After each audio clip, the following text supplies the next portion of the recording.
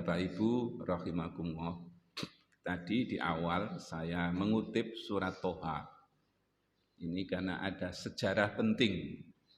Adik-adik pernah membaca ceritanya Umar bin Khattab ketika mau masuk Islam. Pernah ya?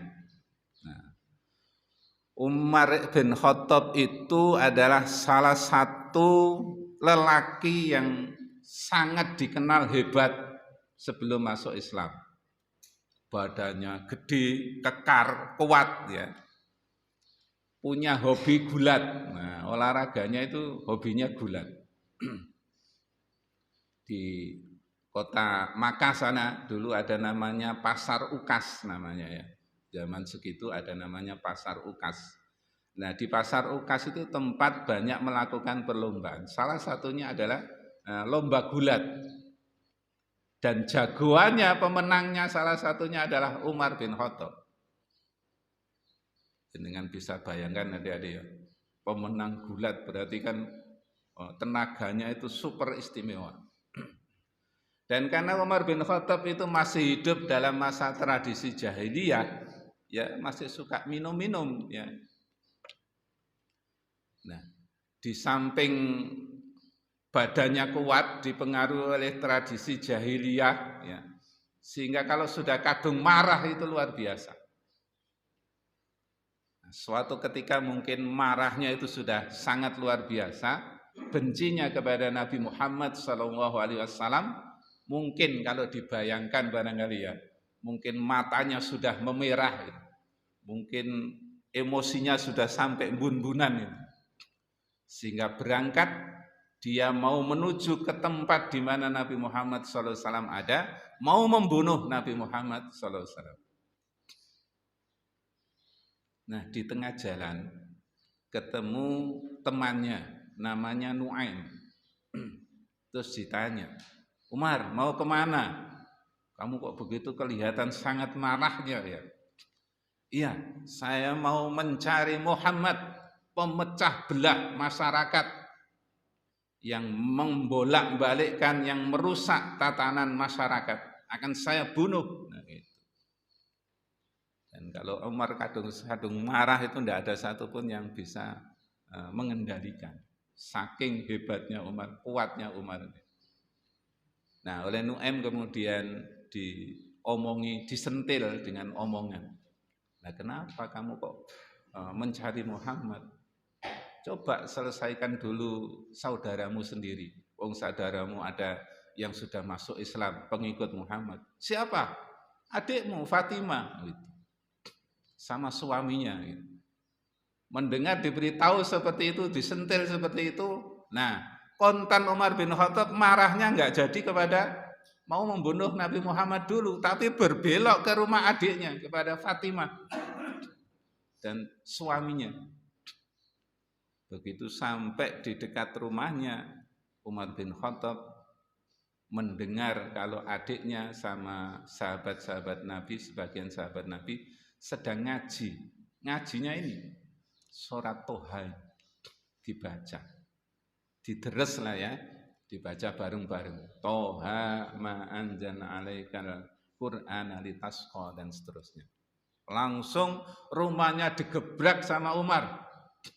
Wah, begitu berhamburan ya yang ada di dalam rumah saking takutnya kepada Umar. Suaminya, adiknya Umar, suaminya Fatimah mencari tempat untuk sembunyi. Adiknya tidak bisa berkutik. Quran yang lembaran Quran yang dibaca disembunyikan di balik bajunya. Akhirnya Umar sambil marah menyatakan, sedang apa kalian? Apa betul bahwa kalian telah mengikuti Muhammad? Nah, ditanya seperti tidak ada yang berani menjawab tidak. Akhirnya dijawab oleh suaminya Fatimah. Suaminya adiknya Umar, iya betul, kami masuk Islam mengikuti Nabi Muhammad SAW, mengikuti kebenaran. Seketika tangannya Umar, bayangkan yang kira-kira gede kekar, langsung dilayangkan, ditamparlah suami dari adiknya itu. tersungkur.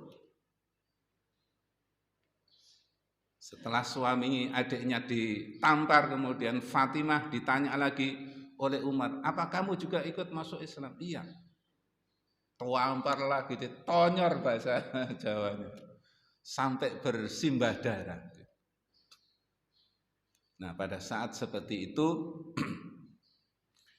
terjatuhlah menurut sebuah riwayat lembaran Quran yang ada di balik bajunya Fatimah tadi, yang disembunyikan di balik bajunya Fatimah itu kemudian jatuh.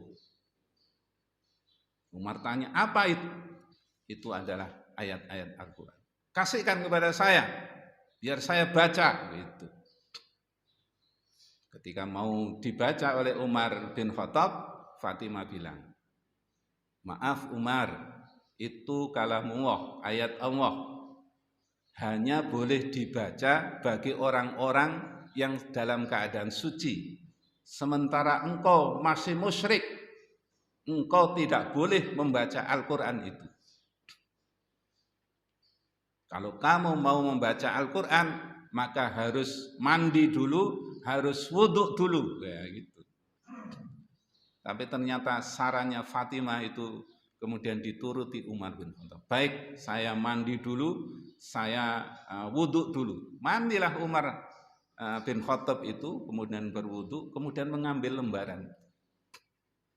Setelah dibaca mulai Toha ma anzalna 'alaikal qur'ana litasqa dan ayat-ayat berikutnya, kagumnya luar biasa. Seketika itu hidayah Allah turun kepada Umar bin Khattab.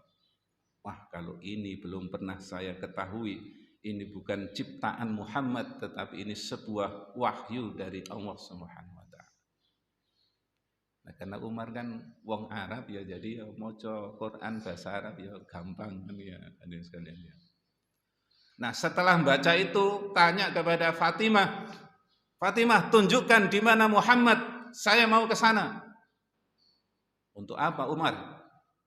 Saya mau masuk Islam. Wah, seketika itu kemudian Allah memberikan hidayah.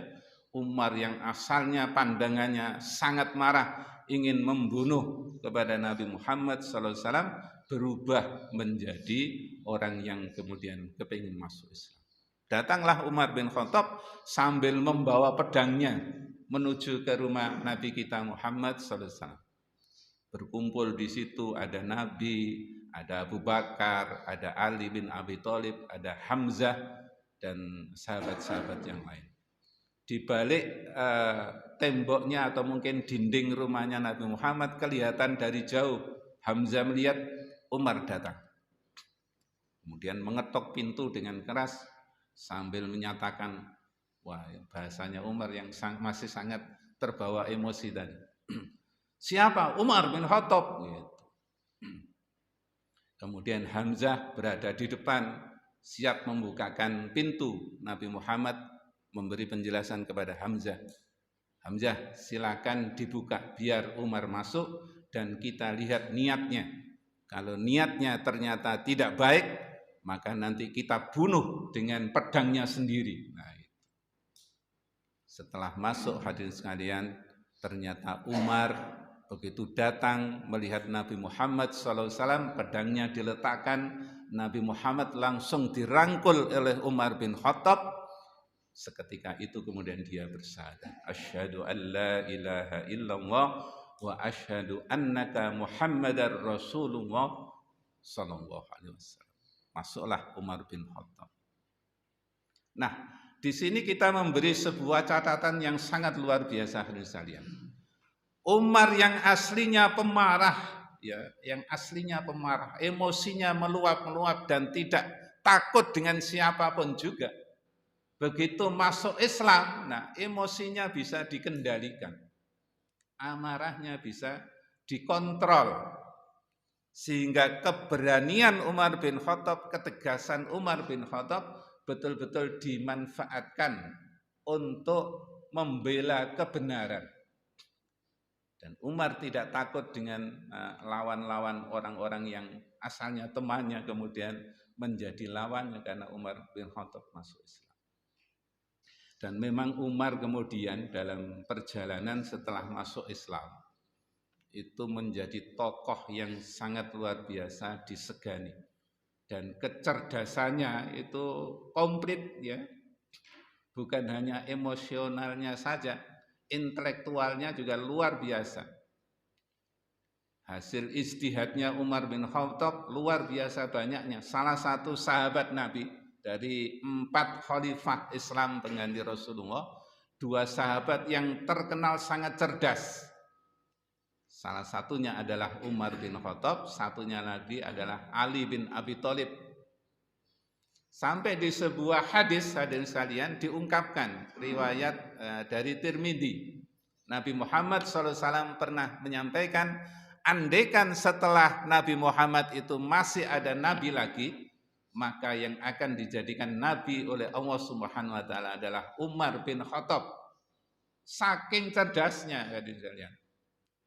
Intelektualnya cerdas, emosionalnya sudah dapat dikendalikan, spiritualnya juga sudah bisa ditaklukkan oleh Umar bin Khattab.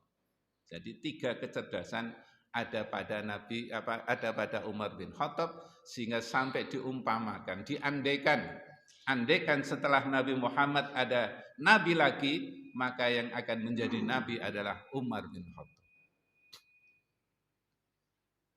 Nah, pada saat Umar bin Khattab sudah Islam, sudah takluk dan sepenuhnya masuk ajaran Islam, Umar bin Khattab pernah mengenang masa lalunya. Ketika bersama Rasulullah Muhammad SAW dalam keadaan santai-santai, tiba-tiba Umar bin Khattab ini tersenyum sendiri, tertawa sendiri. Setelah senyum dan tertawa, tiba-tiba menangis. Kok aneh ini, kata kita kan mungkin aneh. Mosok mari guyu-guyu, mari ngono nangis. Ya. Akhirnya ditanya oleh Nabi kita Muhammad SAW, kenapa kamu kok tertawa sendiri, kemudian setelah itu menangis?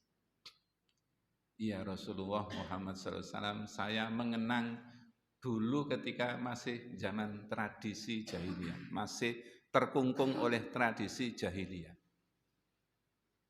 Kenapa kok tertawa sendiri? Iya, saya dulu ya mungkin saking gobloknya atau saking karena tidak bisa melawan tradisi jahiliyah. Saya dan orang-orang itu suka membuat berhala-berhala. Dan salah satu berhalanya itu terbuat dari gandum, dari makanan, ya, dari makanan.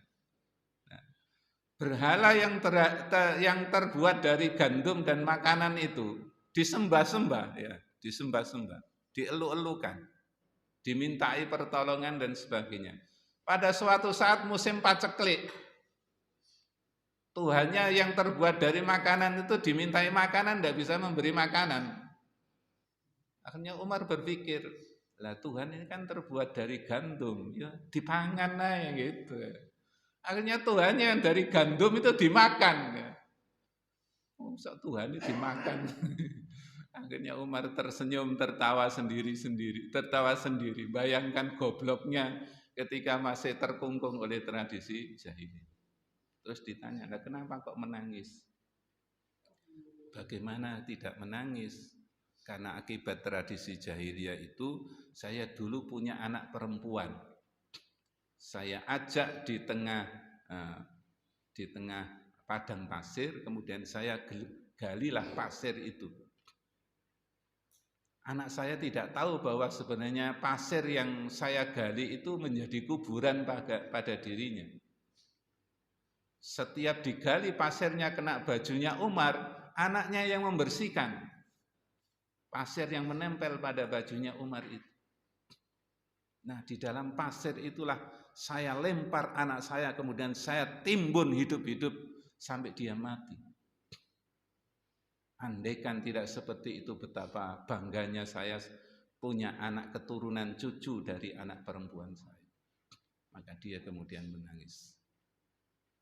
Nah, hadirin sekalian, kalau emosi kemarahan itu tidak dikelola dengan baik, hal-hal yang negatif pasti akan terjadi pada diri kita semua. Tapi kalau emosi dan amarah itu sudah bisa dikelola dengan baik, maka akan tersalurkan untuk melakukan hal-hal yang positif bagi kita sekalian. Saya kira itu yang bisa kita sampaikan pada kesempatan kali ini. Mudah-mudahan kita sekalian diberi potensi emosi yang bisa kita kendalikan, bisa kita kelola dengan sebaik-baiknya, sehingga punya 3 kecerdasan sekaligus, punya kecerdasan intelektual, punya kecerdasan emosional, dan punya kecerdasan spiritual, mengikuti Nabi kita Muhammad SAW yang dikenal sebagai fatonah, sebagai hamba Allah yang cerdas. Saya kira itu, terima kasih. Kita tutup dengan bacaan kafaratul majelis. Subhanakallahumma rabbana wa bihamdika asyhadu an la ilaha illa anta astaghfiruka wa atubu ilaik. Walhamdulillahi rabbil alamin. Assalamualaikum warahmatullahi wabarakatuh.